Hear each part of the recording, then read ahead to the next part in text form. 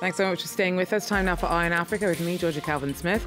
Tonight, people in Soweto accuse authorities of not doing enough to protect them after 15 people are gunned down in an attack on a bar in the South African township.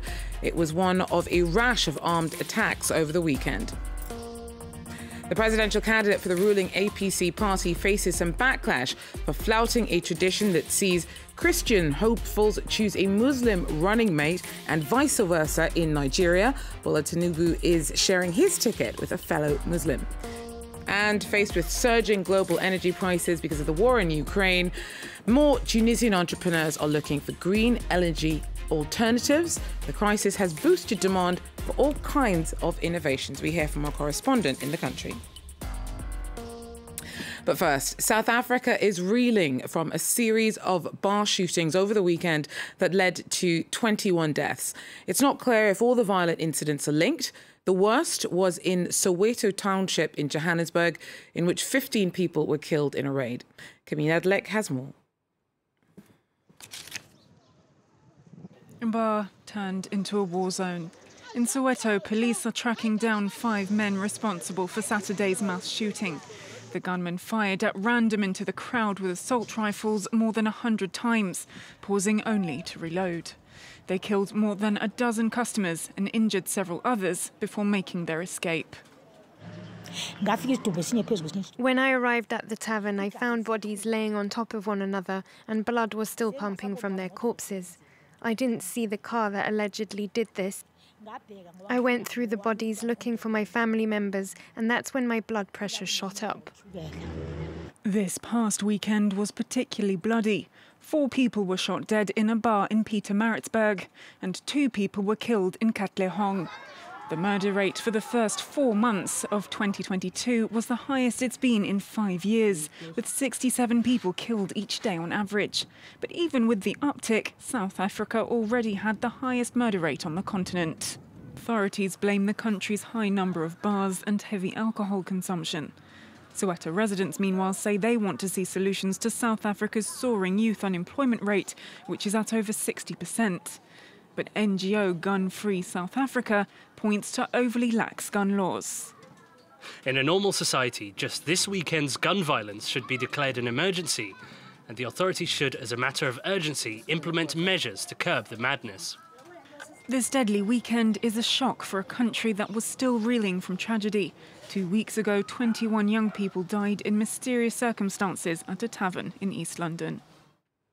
The presidential candidate for Nigeria's ruling party has sparked a row with his choice of running mate. Former governor of Lagos State, Bola Tinubu, has announced that he'll share the ticket with Kashim Shettima from northeastern state of Borno. Both men are Muslim, and some have slammed Tinubu for ignoring a tradition that generally sees Muslim presidential candidates choosing a Christian running mate and vice versa. Samuel Okoye tells us more. Bola Ahmed Tinubu, presidential candidate of Nigeria's ruling All Progressive Congress, APC, said his choice of a fellow Muslim as his running mate is in election scheduled for early next year is in the national interest. Tinubu is from the south, while Mr. Kashim Shettima, his running mate, is from the north.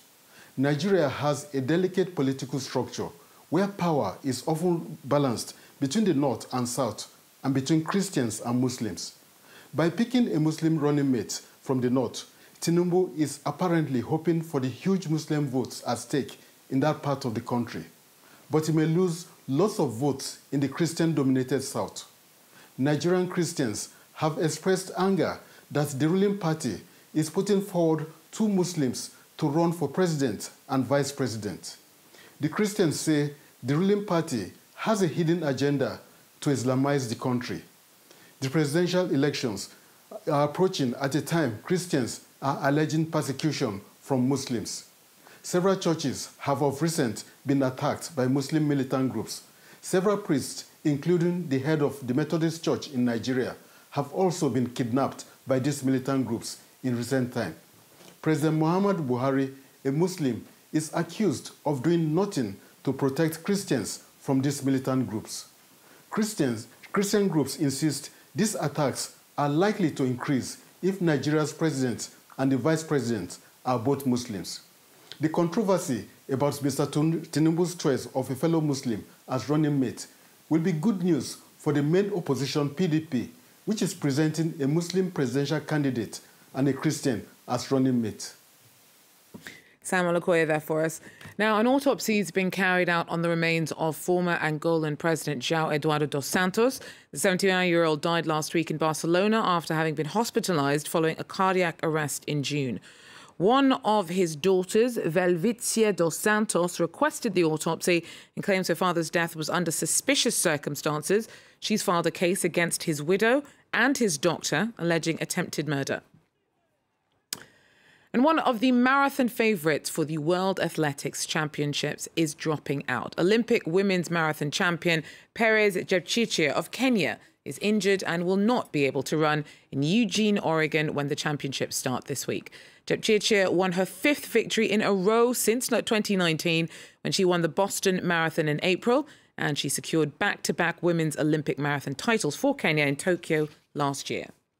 Now, faced with surging global energy prices because of the war in Ukraine and European sanctions on Russian gas, more Tunisian entrepreneurs are looking for green energy alternatives. And the crisis has boosted demand for all kinds of innovations, as our team reports.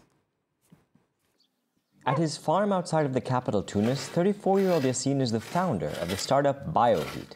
He's growing olives, but not for the oil. He uses the waste.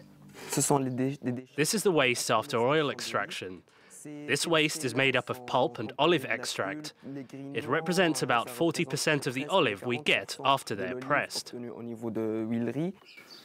He compresses this mixture in a machine he designed himself. The result is fire tinder. No chemicals and no additives. It's 100% organic. Yassine then sun-dries it for 30 days to reduce its humidity. It's a long process that currently limits productivity, but demand for this wood alternative is growing.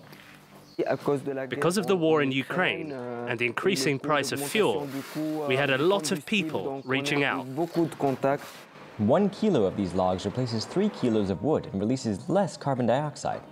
This restaurant manager was intrigued and is now one of about 40 clients working with Yassine. It's clean, it's organic, it gives a special taste to the pizza. The rise in global energy prices has boosted demand for all kinds of innovations.